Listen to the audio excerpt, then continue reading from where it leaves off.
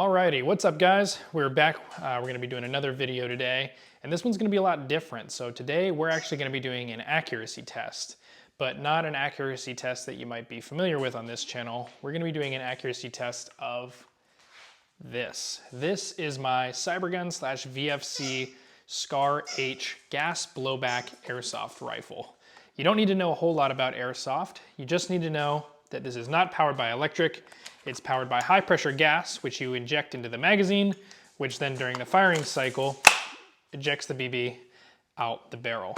The reason we're gonna be doing this is we're gonna be highlighting the differences between real steel and airsoft, and we're also just gonna be generally looking at the accuracy of a rifle like this. Now, besides the modifications that you can see externally, this gun is bone stock. I got it just a couple of days ago. I did manage to put about 2,000 rounds through it at my local airsoft field over 3 sessions this past weekend, and it performed very, very well. Now, one thing that we're also going to be testing is not just the raw accuracy or inherent accuracy of this rifle, but we're also going to be testing this. Now, this might look like an airsoft suppressor, but this is not an airsoft suppressor. This is a real Yankee Hill Machine Resonator K, and this is a Yankee Hill Machine Phantom QD muzzle device, which means that I can take this real suppressor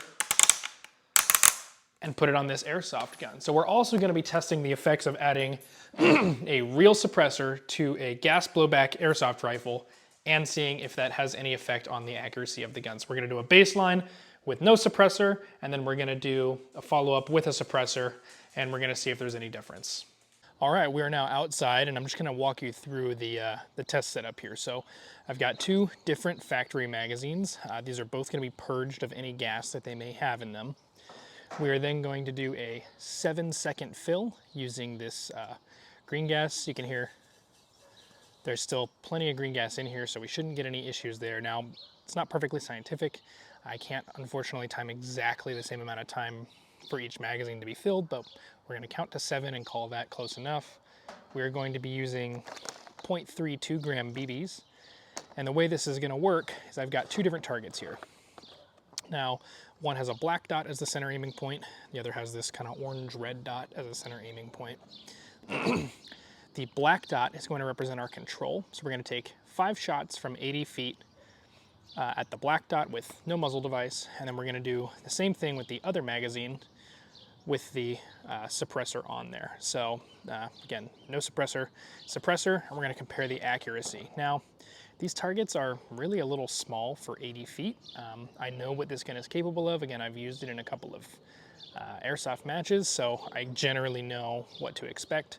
I know for sure that these are relatively small targets for that distance for this gun. I believe that these are 7 inches tall by 3.5 inches wide. So, and they're both the exact same box.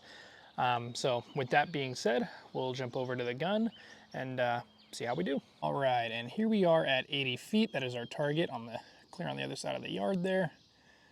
You can get an idea. I've already kind of done some target shooting just to get an idea of what the gun will do. So I have a rough idea of what's going to happen, but we're going to find out.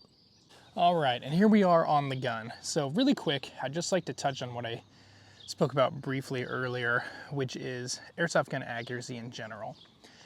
So coming from, real steel, where I shoot 2-gun action challenge, USPSA, IDPA, and I like to get out on the long range and shoot 500 plus yards with 6 Creedmoors, 6 arcs, even 5.56s here and there.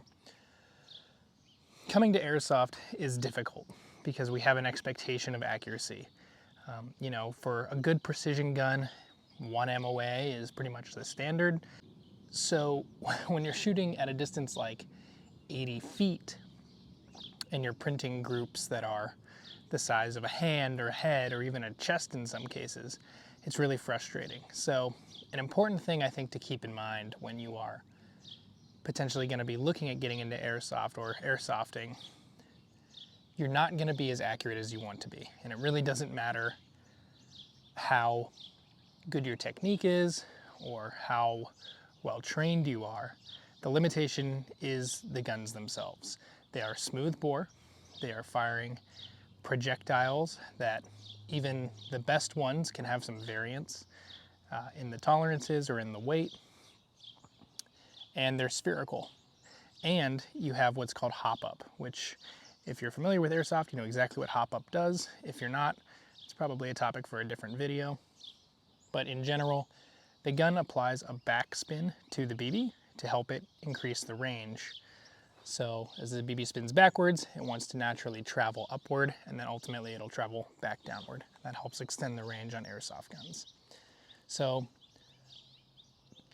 if you do plan on shooting some airsoft or getting an airsoft gun, just keep in mind that if you have real guns, it's never going to be as accurate pretty much no matter what you do. There are maybe some exceptions, but generally an airsoft gun at 100 feet won't be as accurate as a real gun at 100 feet. I would say, depending on the setup, you might be able to take your average airsoft gun at 100 feet and compare that to your average rifle at maybe 300 or so yards. Obviously there are exceptions. Yes, there are guys who can print 1-inch groups at 300 yards with real steel. We're talking about the average, not the outliers. So that being said, I think it's time that we jump into it here. I'm gonna try and set up the other camera so that you can see what I'm shooting while I'm shooting, and let's see how we do. Let's go ahead and get on it.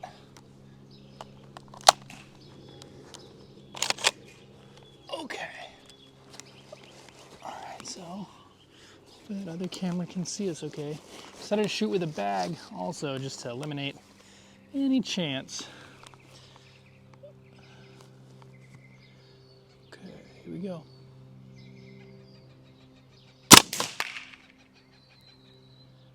It's 1.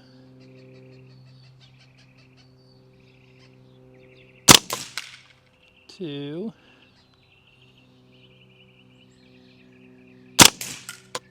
3.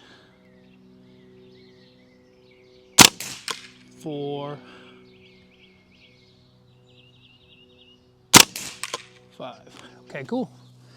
Let's go swap the target out, put the suppressor on there, and see how we do. All right, we've gone ahead and swapped the target out. Let's actually swap out magazines here. Okay. Throw the suppressor on.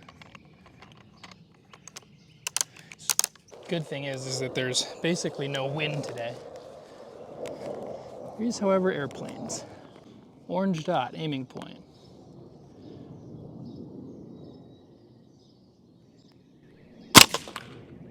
One.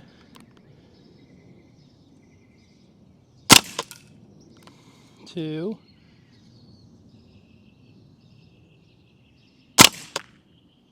3.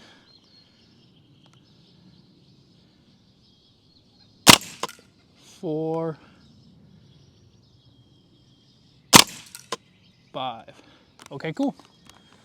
I think that pretty much does it. We'll grab our targets, do a comparison, and yeah, see you at debrief. All right, and there you have it. So I think the results are pretty interesting. Now, I haven't had a chance to review the camera that was sitting here and pointing toward the target, but it seemed like that, well, first of all, the first shot here on the black was a bullseye.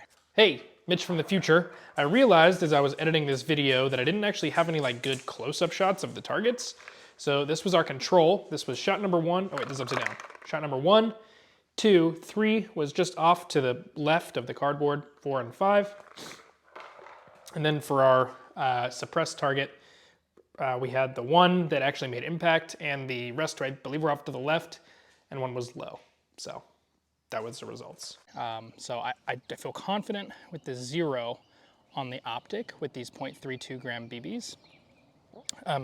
If anything, I could maybe bring it just to 1 click to the left, because it seemed like with both suppressed and unsuppressed that the groupings after that initial shot tended to the left.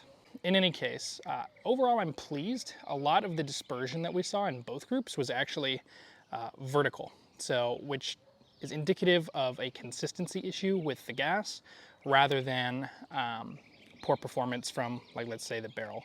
I'd be more concerned if there was a wider horizontal dispersion. And as you can see on our black target there, the horizontal dispersion is actually not very much, maybe 2 inches. I think I had one flyer on the 4th or 5th shot that did hit just off to the left of the cardboard. Now on the suppressed target, so I think one of the biggest things that we saw was a dramatic shift in the zero. That's to be expected. You have a heavy suppressor, in this case, hanging off the end of this barrel that is going to redistribute the weight in a strange way. Not to mention there are baffles that are designed for real firearms in there, so who knows what's going on in there with the gas that's expelled from the barrel of this gun. There's just no way to tell without cutting it open, and unfortunately, even though wait times are shorter these days for suppressors than they have been, I'm not willing to do that with this suppressor. I think this was an interesting experiment. I'm going to experiment more with the suppressor in the future. It's really difficult to say based on the fact that we only had one BB actually hit the target to say whether the grouping was tighter. I will say, just through the scope there, as I was watching the BBs fly in, it seemed like the horizontal dispersion was about the same, just the center of zero had shifted with the suppressor. So I'm going to be looking into maybe a couple of ways that I can keep the gas more consistent shot to shot, because again, we're looking at probably 4, maybe 5 inches of vertical dispersion and 2 to 3 of horizontal. I can't extrapolate the data to say that at 200 feet that it will perform equally well,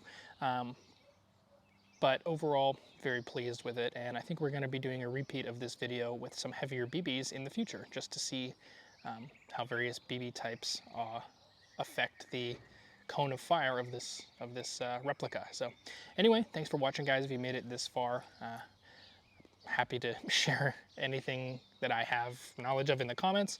If you have questions, feel free to check out some of our other videos. We like shooting long range, 2-gun action challenge, USPSA. We just like everything gun related. So we'll see you next time.